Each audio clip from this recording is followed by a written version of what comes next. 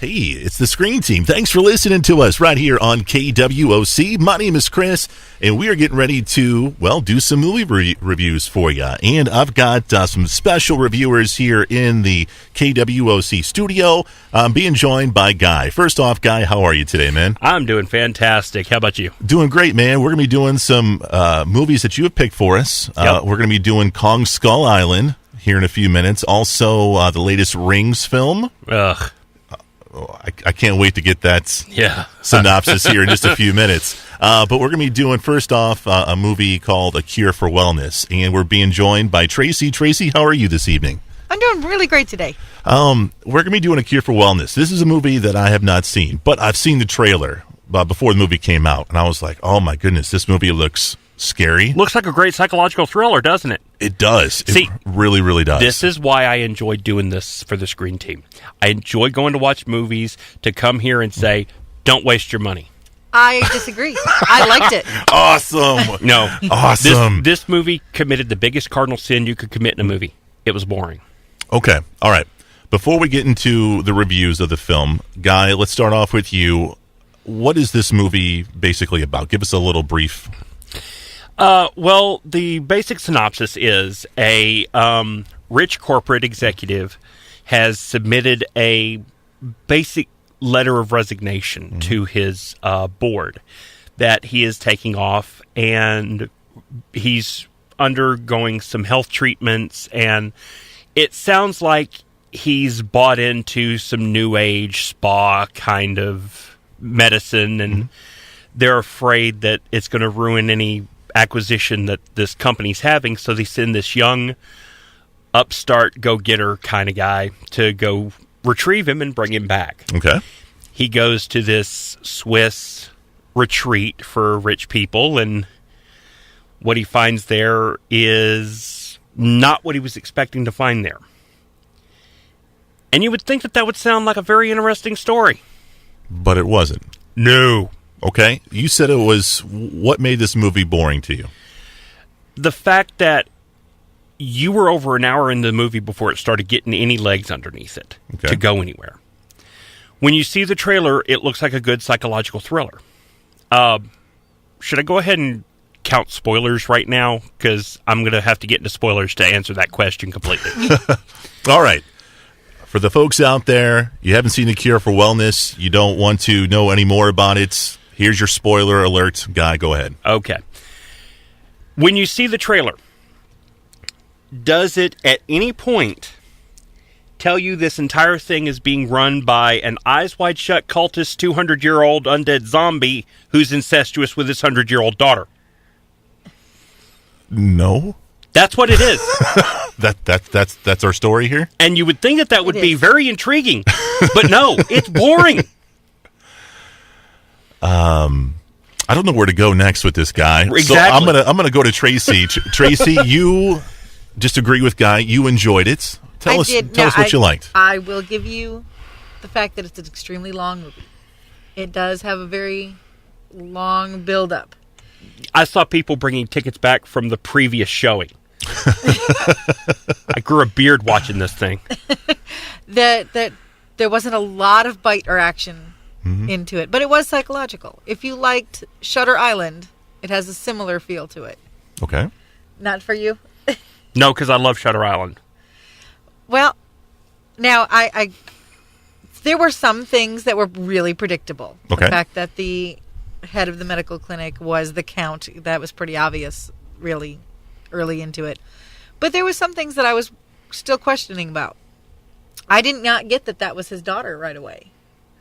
Now maybe that just says something about me and not catching on. I don't know, but I kept wondering what role she had to play in it. At first I thought maybe she was the sister. It still would have been incestuous. I really didn't like the actress that played her. She didn't seem to... I've only seen her in one other thing, and that was Nymphomaniac, and she wasn't good in that either. So yeah, she really didn't capture the part very well. She looked like she was both constipated and bored. What did you guys think about our main actor? His name is Dane DeHaan, I think is how you say it. Dane DeHaan. I think he did great. He was fine for what they gave him. For what they gave him and what the script called for, and what was there, he was fine. Yeah. His response to what was going on was, I felt, genuine. He would respond this way. Mm-hmm. Granted, I thought sometimes his response, though accurate, was a little delayed. Something would happen, and then 2 scenes later, he would respond to it, kind of thing. But other than that, his responses were correct. They just weren't happening when they should have. Tracy, what'd you think about him? No, I really liked him. He engaged me, and that's why I liked the movie. As much as I disliked the love interest, and then there's the bad guy, and I don't remember his name, but Lucius Malfoy guy. He was great. Jason Isaacs. Yep. Jason Isaacs. Yes, he was. I mean, you pretty much know he's going to be a bad guy. He always is. Whatever he does, he's always a bad guy in something.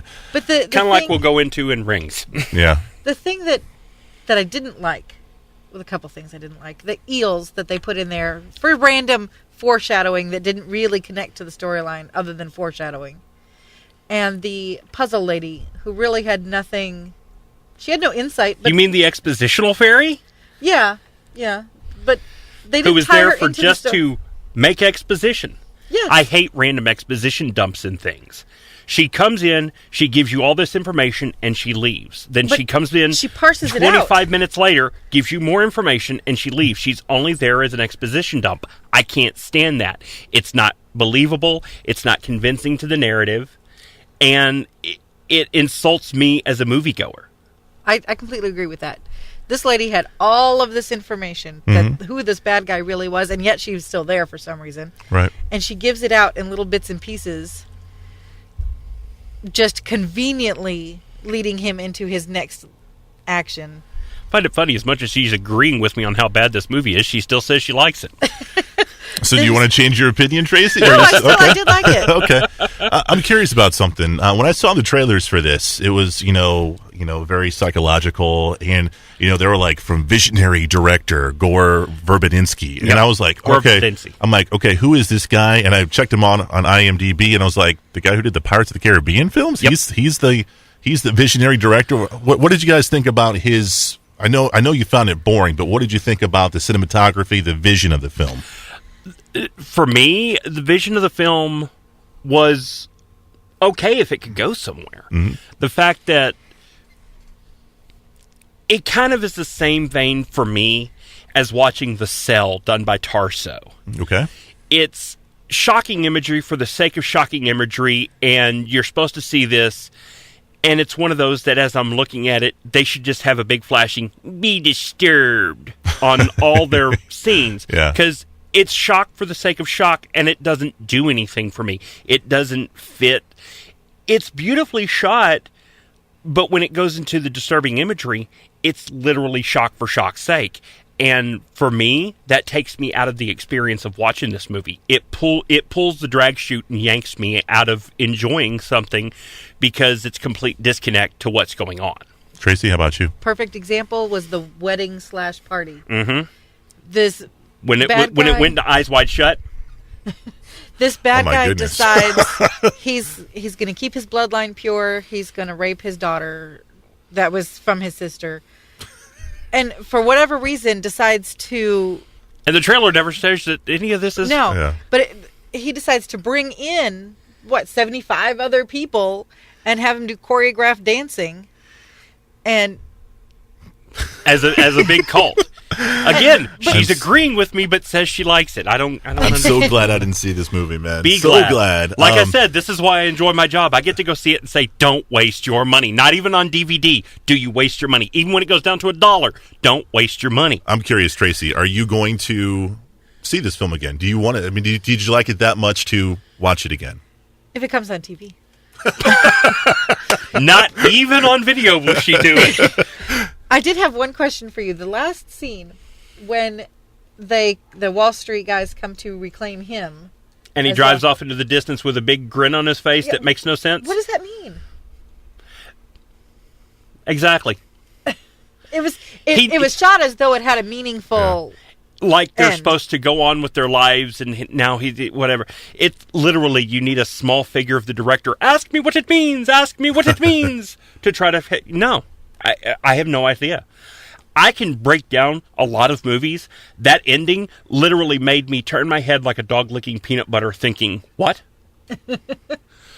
Yeah. You know, it was funny. Sabrina, I didn't see this film, but Sabrina did, and she saw it at the movies, and I was like, how was it? She was like, my husband hated it because of the one scene. Oh yeah, Sabrina she was telling me about that one scene. So it's called A Cure for Wellness. You can find it on DVD very, very soon if you choose to watch it. Coming up next, guys, going to review the latest Rings movie. It's coming your way next on KWOC.